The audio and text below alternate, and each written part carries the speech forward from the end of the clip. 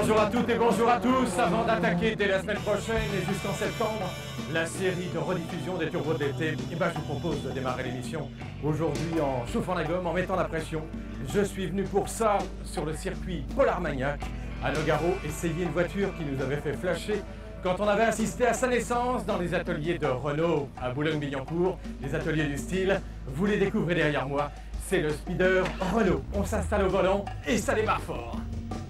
Hey, est-ce que vous avez déjà essayé, comme dans la pub avec Carl Lewis, de faire de la course à pied avec des talons aiguilles? Non?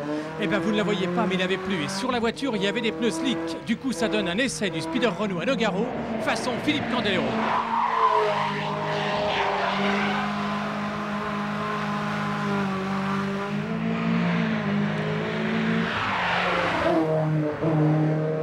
Moi je suis comme vous, une voiture de course, faut que ça s'exprime. Et donc c'est d'abord un bruit. Et celui-là pour 180 chevaux, il est top. Ni trop, ni trop peu.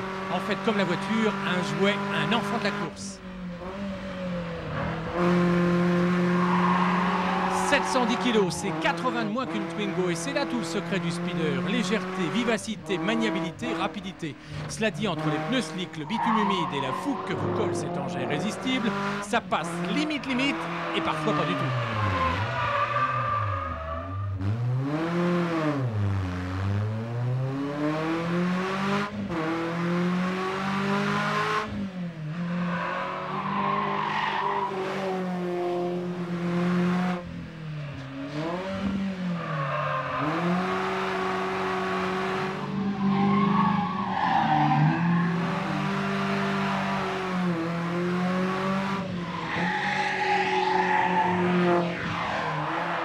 L'idée était donc de faire une voiture vraiment pas comme les autres, un modèle capable, à quelques adaptations près, d'être aussi efficace sur route que sur circuit.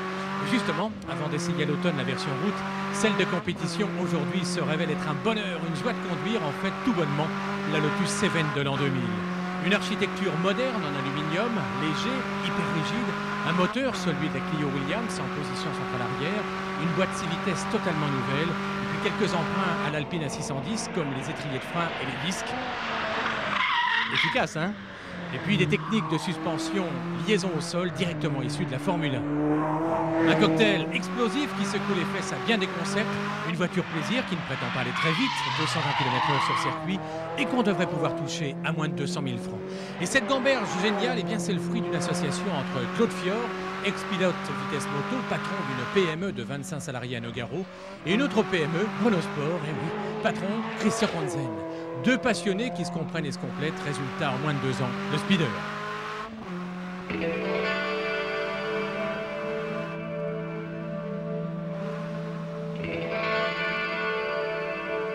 Speeder version route qu'on avait découvert en montage en mars chez Renault Design à Boulogne.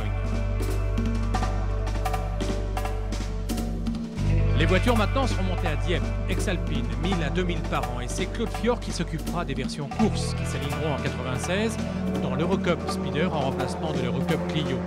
Des jantes spéciales, pas de portière, un saut de vent façon moto, et puis, bien entendu, des sièges baquets, un bouchon de réservoir façon compétition et un arceau, à mon avis, un peu trop haut. Pédalier réglable.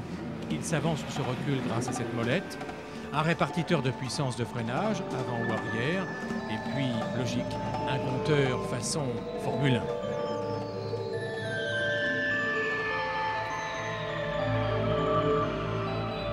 1. La mécanique, je vous l'ai dit, est issue de la Clio Williams, mais surtout, observez bien la place qui reste. C'est clair qu'on peut y mettre beaucoup plus gros et donc beaucoup plus puissant. De là, on peut imaginer que le speeder pourrait participer prochainement à des courses d'endurance de 4 heures, et why not, pourquoi pas ensuite de 24 heures.